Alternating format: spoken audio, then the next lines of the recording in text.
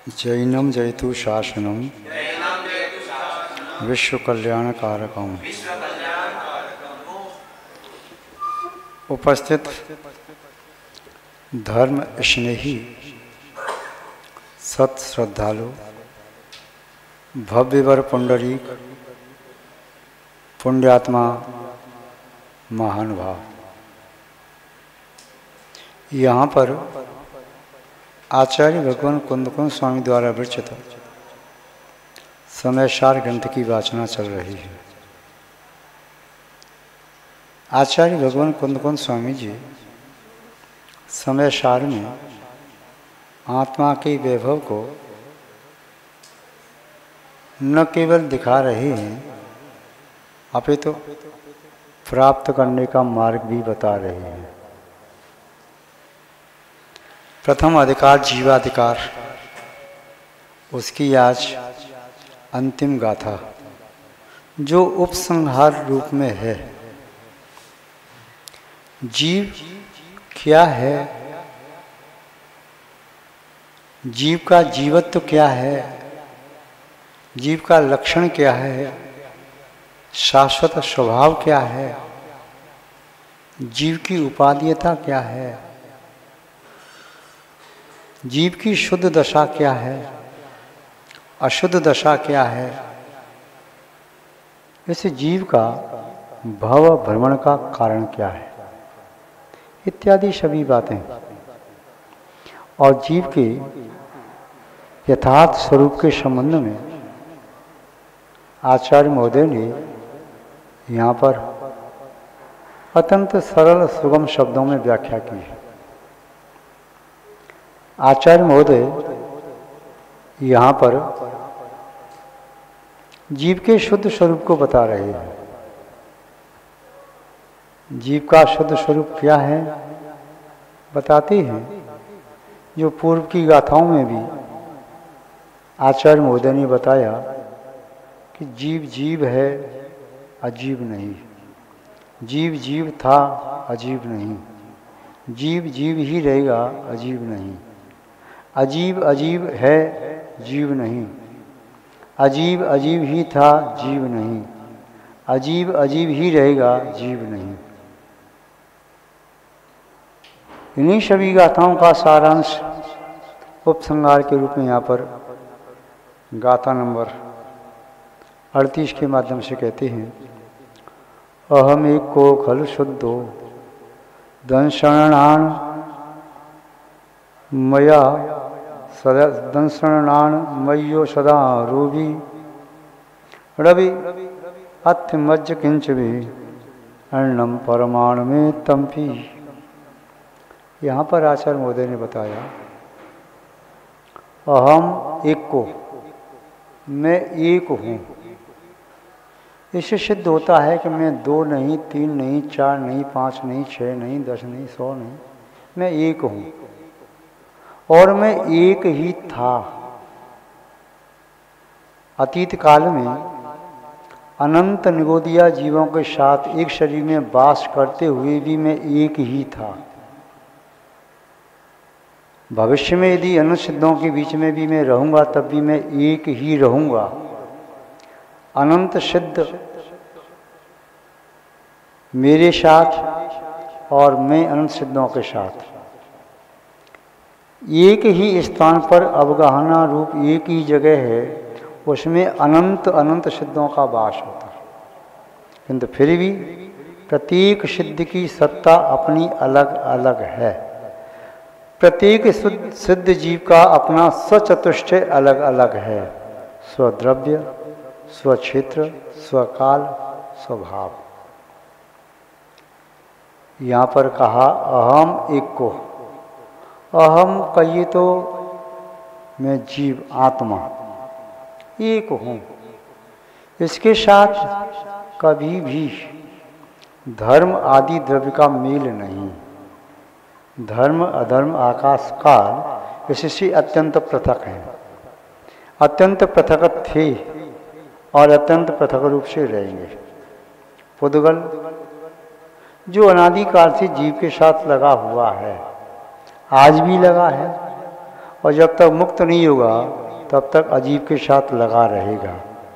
फिर भी वे पुद्गल आत्मा के साथ लगा है, फिर भी वह पुद्गल आत्मस्वरूप नहीं हो सकता, आत्मस्वरूप नहीं था और आत्मस्वरूप नहीं रहेगा। और ये आत्मा भी न तो पुद्गल स्वरूप है, न पुद्गल स्वरूप थी और न पुद्गल स्वरूप हो सकेगी। आत्मा के गुण धर्म स्वभाव लक्षण आदि आत्मा में हैं, पुद्गल के गुण धर्म लक्षण स्वभाव आदि पुद्गल में हैं। आत्मा का एक भी प्रदेश कभी पुद्गल रूप नहीं हो सकता। आत्मा का एक भी प्रदेश कभी पुद्गल रूप नहीं था। आत्मा का एक भी प्रदेश आज पुद्गल रूप नहीं है और आत्मा का एक भी प्रदेश कल भी पुद्गल रूप न होगा। पुद्गल द्रव्य चाहे स्कंद रूप में हो और चाहे परमाणु के रूप में हो, पुद्गल का एक भी परमाणु एक भी स्कंद वह कभी भी किसी भी आत्मा के रूप में नहीं हो सकता, न कभी किसी आत्मस्वरूप था और न कभी आत्मस्वरूप हो सकेगा। आचार्य महोदय कह रहे हैं अहम एक को, मैं एक हूँ था रहूँगा। खलु शुद्धो, निश्चय से मेरी आत्मा शुद्ध है। मेरी आत्मा में अशुद्धि जनित या शुद्धि के कारक स्वरूप कुछ भी नहीं है। यदि मेरी आत्मा निश्चय से शुद्ध नहीं है तो कभी व्यवहार में भी शुद्ध न हो सकेगी। जिस आत्मा में शुद्ध होने की शक्ति है वही आत्मा शुद्ध हो सकती है, और जिसमें शुद्ध होने की शक्ति नहीं वह कभी शुद्ध नहीं हो सकती। सभ्य शुद्धाहु शुद्धणया, शुद्ध निश्चय की अपेक्षा से तो अभव्य जीव को भी शुद्ध कहा जाता है, चाहे भले उसकी शक्ति कभी प्रकट न हो।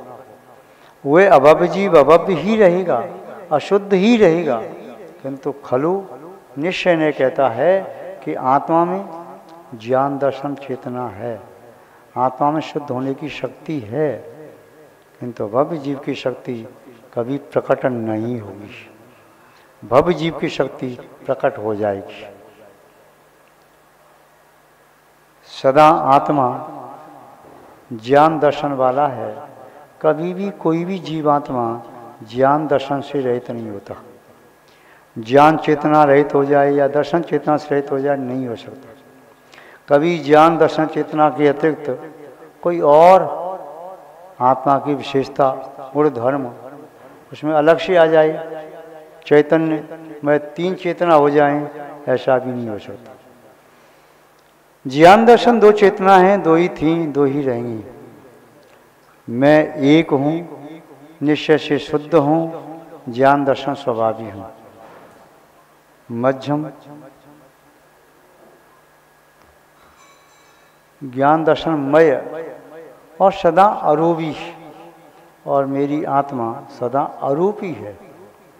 आत्मा तो व्यवहार में बंद की अपेक्षा से रूपी कहा गया है, निश्चय से अरूपी है, व्यवहार से रूपी कहा गया है। यदि व्यवहार से रूपी नहीं होता तो एक कर्म का बंध नहीं कर पाता।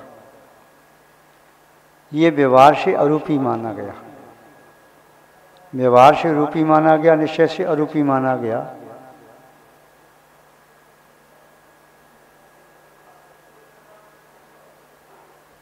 दिव्य संग्रह की गाथा इसमें कहा गया पुग्गल कम्मा दीड़म कत्ता बवार दो निषेधो चेतन कम्मा नादा शुद्ध शुद्ध भावाण। ये गाथा और कही, व्यवहार नैशी आत्मा मूर्तिक है और निश्चय से अमूर्तिक है। ये व्यवहार से कर्मों का करता है और कर्मों के फल का भोगता भी है। निश्चय से व्यवहार से कार्यों का करता है और कार्य का फल भोगता है। निश्चय से कर्म का करता है, कर्म के फल का भोगता है।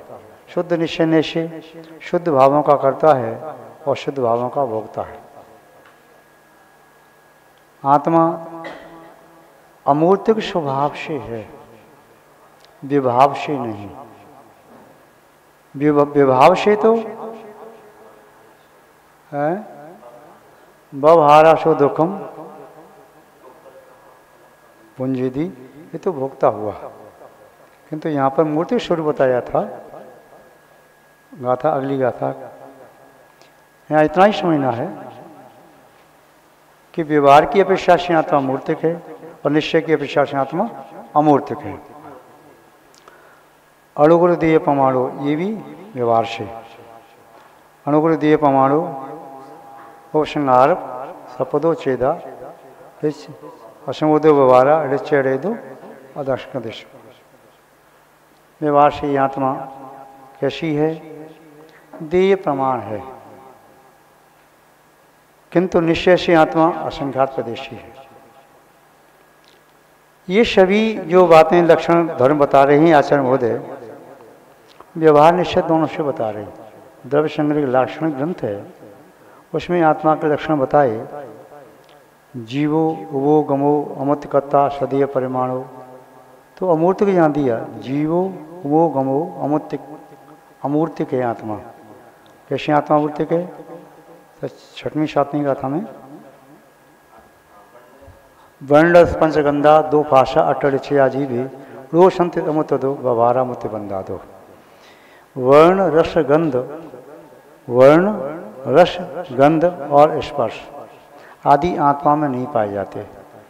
आत्मा में से 5 वर्ण में से कोई वर्ण नहीं है, 5 रस में से कोई रस नहीं है, 2 गंध में से कोई गंध नहीं है, 8 स्पर्श में से कोई स्पर्श नहीं है। इसलिए आत्मा निश्चय की अपेक्षा से अमूर्तिक है। जिसमें वर्ण रसगंध पाया जाता है वह मूर्तिक होता है। किंतु व्यवहार की अपेक्षा से बंधा दो, ये बंध की अवस्था को प्राप्त हो रहा है, इसलिए मूर्तिक है। आकाश द्रव्य, काल द्रव्य, धर्म द्रव्य, अधर्म द्रव्य, ये अमूर्तिक हैं। इनमें बंध नहीं हो सकता, इनमें वर्ण रसगंध आदि नहीं है, स्पर्श आदि नहीं है। किंतु शुद्ध आत्मा में भी स्पर्श रस गंध वर्ण नहीं है, इसलिए शुद्ध होने की अपेक्षा से आत्मा अमूर्तिक है, अरूपी है। व्यवहार से उसमें गंध रस स्पर्श आदि माने जा सकते हैं, और यदि नहीं मानेंगे तो ये कारमान वर्गणाएं शुद्ध जीव को तो बांध नहीं सकती, अशुद्ध जीव को बांधती हैं। अशुद्ध जीव में रागद्वेष होता है और रागद्वेष से युक्त है, तो ये कर्मों को ग्रहण करने में समर्थ है। इसलिए बंध की अपेक्षा से आत्मा को मूर्तिक कहा। किंतु यहाँ पर कह रहे निश्चय की अपेक्षा से कि मेरी आत्मा एक है, ज्ञान दर्शन स्वभावी है और मेरी आत्मा शुद्ध है, निश्चय से मेरी आत्मा अमूर्तिक है। रवि अथ मज्ज किंच भी अन्नम परमाणु मित्तम भी। आचार्य महोदय कह रहे हैं अन्य जो पुद्गल द्रव्य है उसका एक परमाणु मात्र भी मेरा नहीं है। एक परमाणु मात्र भी मेरा नहीं था, एक परमाणु मात्र भी मेरा नहीं होगा। केवल पुद्गल का परमाणु मात्र मेरा नहीं होगा या अन्य द्रव्य के प्रदेश भी मेरा नहीं होगा। आकाश द्रव्य का एक भी प्रदेश मेरी आत्म स्वरूप नहीं है। धर्म द्रव्य का एक भी प्रदेश मेरी आत्म स्वरूप नहीं है। अधर्म द्रव्य का एक भी प्रदेश मेरी आत्म स्वरूप नहीं है। काल द्रव्य का कालाणु मेरी आत्म स्वरूप नहीं है, और मेरी आत्मा का एक भी प्रदेश उन द्रव्य रूप नहीं हो सकता।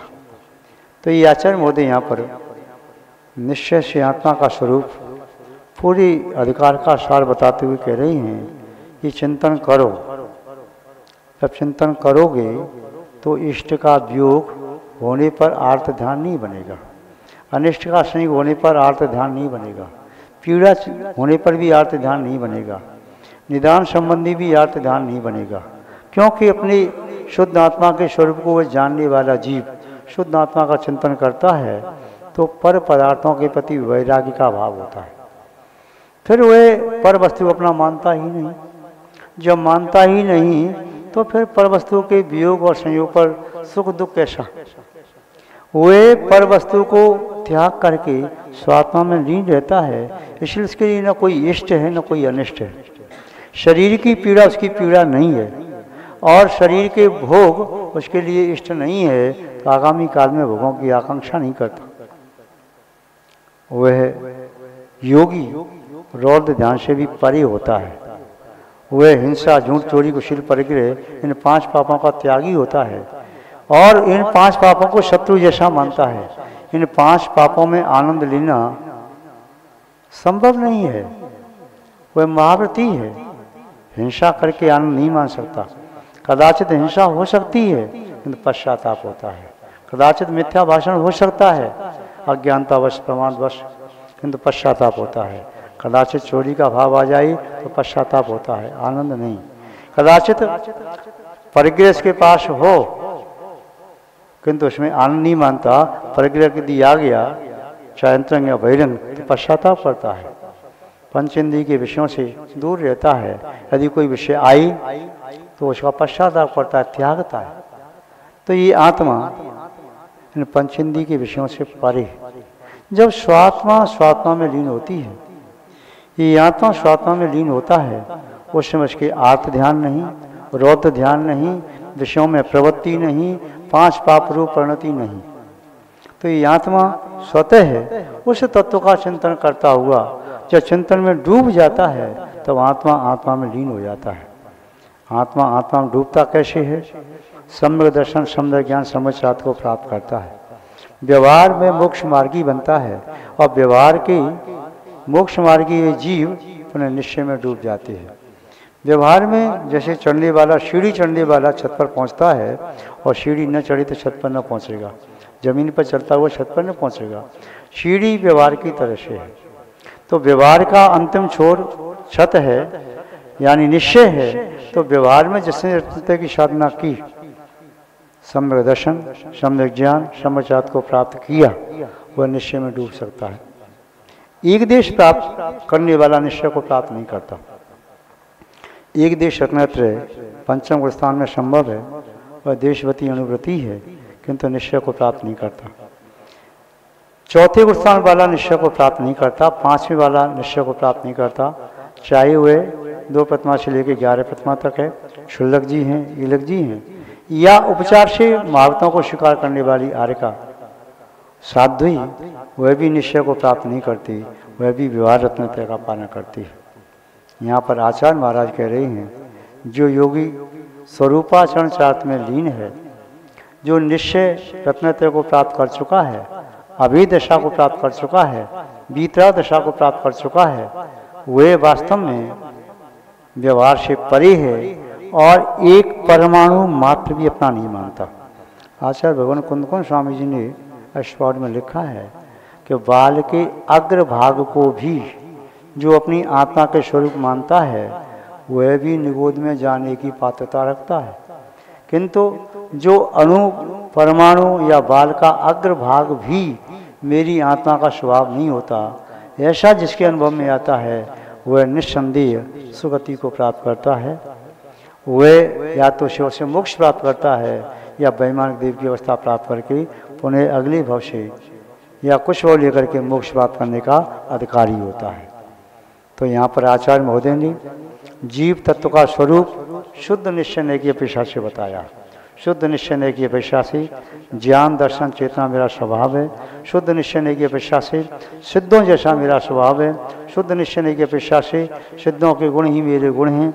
अमूर्त आदि अवस्था मेरी अवस्था है। शुद्ध निश्चय की अपेक्षा से कर्म रहित अवस्था मेरी अवस्था है। शुद्ध निश्चय की अपेक्षा से मैं सर्व कर्म से रहित और त्रिविध शरीर से रहित हूँ।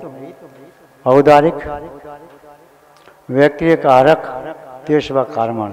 किंतु जब मोक्ष प्राप्त करता है तो वैक्रिय शरीर नहीं है, तेज सारा शरीर भी आवश्यक नहीं है। औदारिक शरीर उसका है और तेज कार्मण शरीर अनादिकाल से उसके पास है। तो वह सभी प्रकार के शरीरों से रहित हो जाता है, सभी प्रकार के कर्मों से रहित हो जाता है, जन्म मरण आदि 18 दोषों से रहित हो जाता है और द्रव्य कर्म, भाव कर्म, लोकर्म से रहित हो जाता है। और वह अमूर्तिक शुद्ध जीव सिद्धों में जाकर के शामिल होता है। वही मेरा स्वभाव है। इस स्वभाव का चिंतन करना ही वास्तव में जीव अधिकार को समझना है, जीव तत्व को समझना है, जीव तत्व को समझना है। यदि उस अवस्था को नहीं समझ पाए तो जीव की शुद्ध दशा को प्राप्त न कर पाएंगे। और शुद्ध दशा को प्राप्त करने के पहले उस शुद्ध दशा को जानना, मानना, समझना और उसे प्राप्त करना उसे पहले होता है। तो महानुभाव आचार्य महोदय ने आज 38वीं गाथा में जीव तत्व के बारे में यही बताया। आज संक्षेप में हमने देखा, विस्तार से पुनः आगे अवसर आने पर देखना चाहिए। आज बस इतना ही पर्याप्त है। जय बोलिए श्री शांतनाथ भगवान की, परम पूज्य आचार्य गुरुदेव श्री विद्यानंद जी महाराज की, श्रीमद् जैन धर्म की।